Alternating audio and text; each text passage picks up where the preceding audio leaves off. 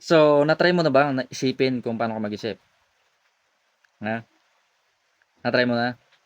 Kung hindi pa, pwede mong subukan.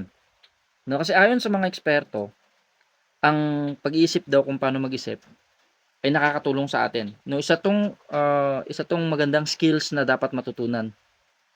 Kasi kung you are aware of what you are thinking, redirect mo yung tag to, yung projectile ng thoughts mo sa mabuti kung mapupunta na yung thoughts mo sa masama.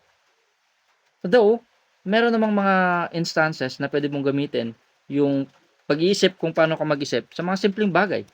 Like, kunyari, bumili ka ng bagong damit. Tapos nakita mo maganda. Ay, maganda tong damit. Pero kung iniisip mo kung paano mag-isip, maganda nga yung damit na yon, no? Pero, teka, mapapaisip ka, wait, meron pa kayang mas maganda dito? Or meron kayang ganito din kaganda pero mas mura? 'Di ba? Or ngayon ko lang ba nakita 'to? Or saan ko ba nakita 'to? 'Di ba? So nagkakaroon ko ng additional queries na pwede mo masagot doon din mismo. No? Kaya ang pag-isip kung paano ka mag-isip ay napakagandang skills lalong-lalo na sa mga nag-aaral at sa mga gusto ding mag-aral. At sa kahit ginagamit natin sa everyday life natin, 'di ba?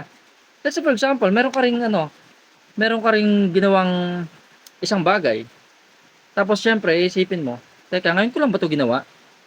Meron pa kayang mas magandang idagdag dito para mas maging aesthetic yung dating, yung parang gano'n.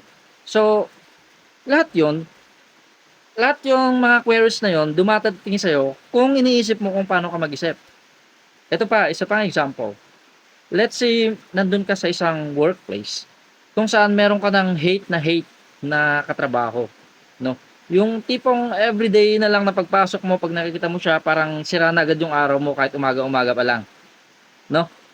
Pero kung iniisip mo kung paano ka mag-isip, bakit ko nga ba siya, iisipin mo, bakit ko nga ba siya kinamumuhian, no? Ano bang ginawa ng taong 'to? Ano ba yung background niya? Bakit ba siya, bakit sa pangit na ugali niya gustong-gusto siya ng, company, parang gano'n. So magkakaroon ka ng queries na puwede mo ring masagot sa oras na 'yon or sa araw din na 'yon. So magkakaroon ka ng research, magka-conduct ka ng research kung ano yung nagawa ng taong 'yon na kinamumuhian mo at bakit nandun pa siya 'no. Tapos malaman mo na good job pala siya, good job. Marami pala siyang accomplishments na nai-share na sa company na yung role niya pala ay indispensable. Ibig sabihin hindi siya puwedeng tanggalin kasi siya lang yung may alam dun. So anong gagawin mo? Siyempre, ang gagawin mo na lang din, magfo-focus ka na lang din sa role mo, 'no? Ah, gano'n pala siya kagaling, gano'n pa siya ano. Magkakaroon ka baka maging ano mo pa siya, maging idol mo pa siya. Kasi dahil nag-research ka about sa kanya. Gano'n. 'Yun yung power ng yung mga simpleng bagay na nabibigay ng kung pinag-aaralan mo kung paano ka mag-isip, 'no? Kung yung iniisip mo, i-check mo 'yan, i-monitor mo. Tama ba yung iniisip mo? Tama ba o mali? 'Yan, 'di ba? Lagi mong iche-check. Kaya ang ganda nitong ano 'to, metacognition ang tawag dito sa English, 'no? Maraming mga articles ang na-post na sa internet kung gusto mong magbasa, 'no? Maghanap ka na lang at magbasa. So 'yun. So paminsan-minsan, isipin natin kung paano tayo nag-iisip. Tama ba yung tama ba yung pag-iisip natin o hindi? Baka kailangan na natin siyang baguhin.